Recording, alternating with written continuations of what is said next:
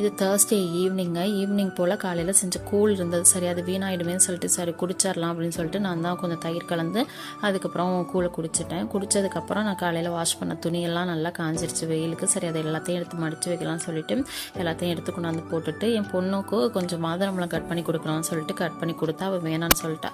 சரி அதை நம்ம சாப்பிட்டுட்டு அவளுக்கு ஜூஸ் போட்டு கொடுக்கலாம்னு சொல்லிட்டு அவளுக்கு ஆரஞ்சு ஜூஸ் தான் போட்டு கொடுத்தேன். பசங்களுக்கு ஆரஞ்சு ஜூஸ் தான் கேட்குறாங்க ஈவினிங் டைமில், கொஞ்சம் வெயிலுக்கும் நல்லா இருக்குமேன்னு சொல்லிட்டு அதான் செஞ்சு கொடுத்தேன். அப்படி டின்னருக்கு வந்து கொஞ்சம் சட்னியாக ரெடி பண்ணி வச்சிடலாம் அப்படின்னு சொல்லிட்டு சட்னி வந்து தக்காளி சட்னி தான். அதுக்கு வெங்காயம் கொஞ்சம் ஃபஸ்ட்டு எண்ணெயில் கொஞ்சம் கடலைப்பருப்பும் உளுந்தும் போட்டு நல்லா வறுத்துட்டு அதுக்கப்புறம் வெங்காயம் தக்காளி பச்சை மிளகாய் கொத்தமல்லி எல்லாம் போட்டு நல்லா வதக்கிட்டு உப்பு போட்டு அரைச்சி தாளிச்சிட்டேன். அதுதான் சட்னி.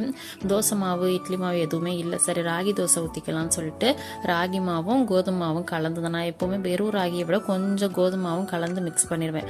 அப்படி மிக்ஸ் பண்ணும்போது தோசை கொஞ்சம் நல்லா இருக்க மாதிரி எனக்கு தோணும். அதனால நான் அப்போ எப்போவுமே வந்து வெறும் ராகி மட்டும் எடுத்துக்காமல் கொஞ்சம் கோதுமாவும் கலந்து நல்லா மிக்ஸ் பண்ணிடுவேன். அந்த கோதுமையில் ஆல்ரெடி நான் வந்து கொண்டைக்கடலாம் சேர்த்து அரைச்சிருக்கிறதுனால தோசை நல்லா சூப்பராகவே வரும். ஸோ அதுக்கப்புறம் மாவு கலந்து தோசை ஊற்றி தோசைக்கு மாவு மட்டும் ரெடி பண்ணி வச்சாச்சு.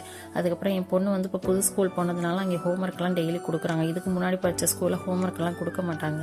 அங்கே ஸ்கூலில் போய் என்ன படிக்கிறாங்களோ அதுதான். இங்கே வந்து ஹோம்ஒர்க்லாம் டெய்லி கொடுக்குறாங்களா. சரி அவள் வந்து எழுதிக்கிட்டு இருந்தா, அவளுக்கு நான் எழுதுறதை பார்த்துட்டு இருந்தேன். அதுக்கப்புறம் டியூஷன் பசங்களும் கொஞ்சம் கொஞ்சமாக வர ஆரம்பிச்சிட்டாங்க.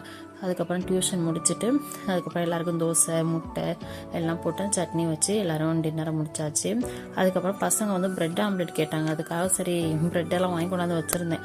அதுக்கப்புறம் வேணாம் நாளைக்கு போட்டுக்கலாம் அப்படின்னு சொல்லிட்டு தோசையை ஊற்றி எல்லாருமே டின்னரை முடிச்சாச்சு. இந்த வீடியோ பிடிச்சா லைக் பண்ணி ஷேர் பண்ணுங்கள். தேங்க்யூ.